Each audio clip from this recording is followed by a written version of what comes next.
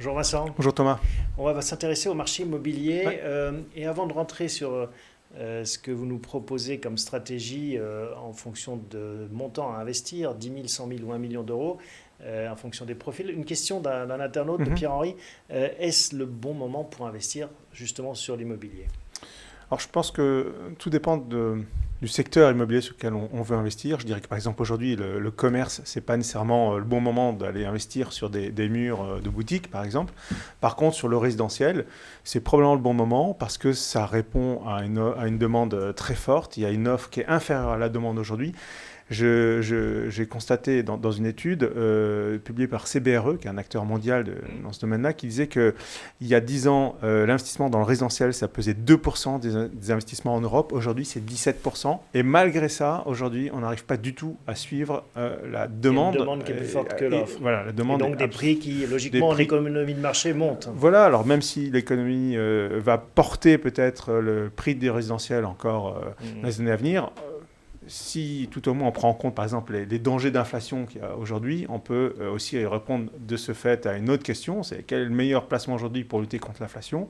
Donc je dirais qu'aujourd'hui l'immobilier est une bonne réponse pour lutter contre l'inflation potentielle qu'on pourrait avoir dans les mois à venir. C'est très clair. Alors, on va revenir justement sur cette approche en fonction de votre patrimoine et de Mhm. votre appétit pour ce segment.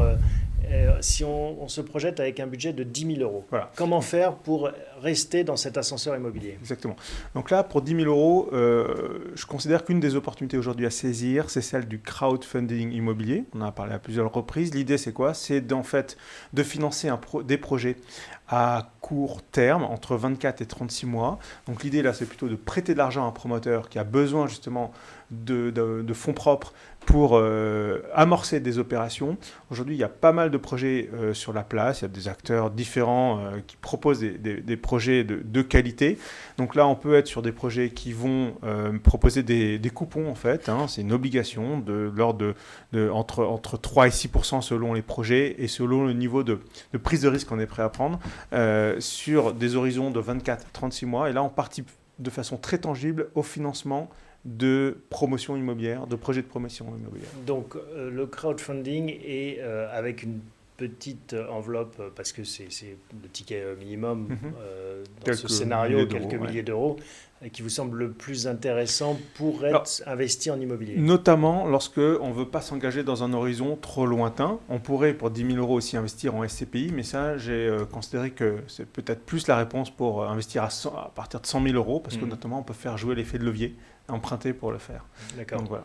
Est-ce qu'il y a des astuces ou des choses à noter? Oui, une des astuces qu'on voit apparaître aujourd'hui sur le crowdfunding immobilier, c'est que par exemple les investisseurs les plus réticents à prendre du risque peuvent aujourd'hui trouver deux solutions qui vont un peu les rassurer. C'est par exemple, d'investir sur des projets de crowdfunding avec une garantie apportée par un assureur sur une bonne fin, en fait, d'une certaine manière, du projet. Donc ça veut dire que un assureur va leur garantir de leur rembourser le capital, même si le promoteur faisait défaut. Or, on sait que le risque principal Oui, c'est ça. dans le crowdfunding immobilier, c'est le risque de défaut du promoteur. Donc là, il y a des produits qui vont manger un peu la performance. Hein. On perd quelques points de rendement, mais au moins on a On la garantit le capital. garantie au bout du compte qui est assurée par une société d'assurance. 100 000 euros. Si j'ai 100 000 euros, si j'ai la chance d'avoir 100 000 euros, qu'est-ce que je dois faire? Alors 100 000 euros, là je vais plutôt proposer d'investir sur des SCPI, hein, c'est ce qu'on propose assez régulièrement. Pourquoi des SCPI? Parce qu'aujourd'hui on peut vraiment avoir une approche de portefeuille. Il y a une gamme tellement vaste de SCPI aujourd'hui.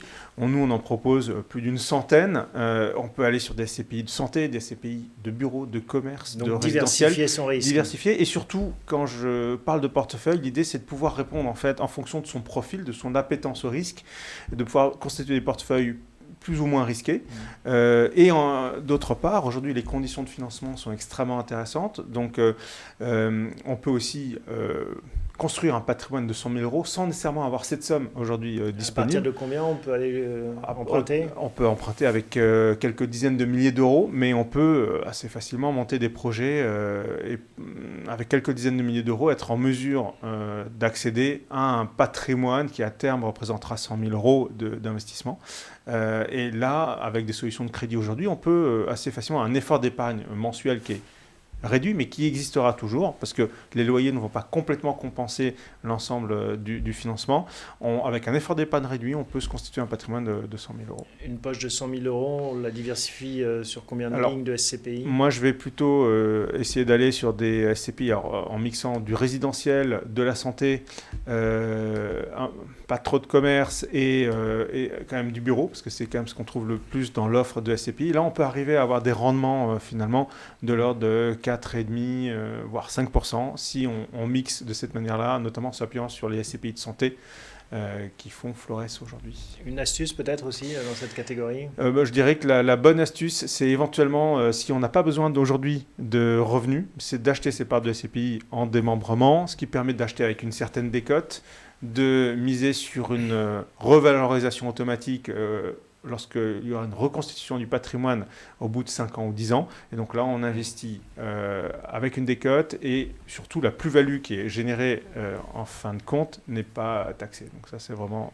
la bonne astuce. Bon, et pour les chanceux qui auraient un bas de laine d'1 million d'euros, qu'est-ce qu'on peut faire? Alors là, je dirais qu'il faut diversifier a fortiori. J'ai deux solutions que j'imagine. Alors vous avez remarqué qu'on est toujours ici sur des solutions d'investissement collectif. Donc ce qu'on présente, c'est ce genre de solution. On ne parle pas d'investissement direct dans l'immobilier comme l'achat de chambres d'étudiants ou défiscalisées ou ce genre de choses. Mais par contre, je diversifierai donc pour 1 million d'euros. J'ai deux options. Je vais mettre une partie sous forme de SCI. Alors, ça s'adresse de SCI en contrat de capitalisation ou en assurance vie. On en parle assez souvent, mais c'est les solutions aujourd'hui les plus intéressantes, me semble-t-il, parce que d'abord, on rentre avec des produits qui ont des frais d'acquisition réduits par rapport au SCPI. Ces produits très liquides sont des produits qui ont quand même des performances aujourd'hui. Si on va sur les bonnes SCI, on peut avoir des performances entre 3 et 4%.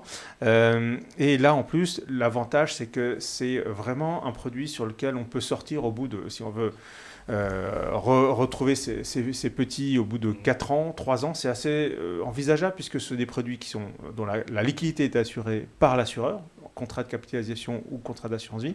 Et par ailleurs, vu qu'on a amorti assez vite les frais d'entrée, on n'a pas trop de regrets à sortir si on a besoin de récupérer. D'accord, donc une couche de SCI. Une couche de SCI, voilà. Et puis une couche, là, plutôt de club deal. On en a parlé de temps en temps dans l'émission. Les club deals, ce sont en fait des produits d'abord généralement réservés aux institutionnels, aux investisseurs institutionnels en immobilier. Il y a peu d'offres sur le marché. C'est du crowdfunding pour gros patrimoine. Voilà, on investit sur un immeuble et à partir de 100 000 euros minimum, ça s'adresse plutôt à ce qu'on appelle des investisseurs professionnels, donc plutôt très avertis. Alors moi, ce qui m'intéresse aujourd'hui, c'est que ces produits sont peu accessibles malgré tout. Et pourtant, Dieu sait qu'on est en quête chez Bienpropre.fr aux prémices de ce genre de produits. Maintenant, il existe des fonds qui en fait créent des ensembles de club deal immobilier, toujours avec cette logique d'investisseurs professionnels, avertis, minimum 100 000 euros. Mais là, on va investir sur des fonds qui eux-mêmes investissent sur quelques actifs qui sont réservés normalement aux institutionnels. Et là aussi, on a des rendements assez élevés parce qu'il y a une prise de risque assez importante. Mais le fait d'investir à travers un fonds, ça permet de mutualiser là aussi le risque. Alors, un petit graphique pour récapituler, comme ça vous pourrez faire arrêt sur image pour le revoir tranquillement à tête reposée. Et l'astuce concernant cette dernière poche d'1 million d'euros, s'il fallait en retenir une?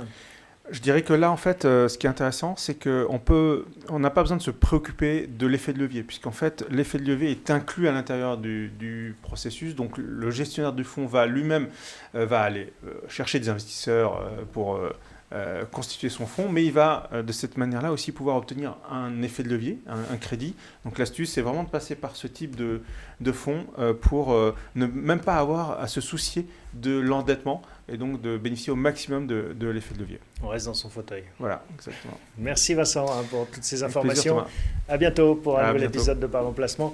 On va s'intéresser maintenant à l'investissement dans le private equity.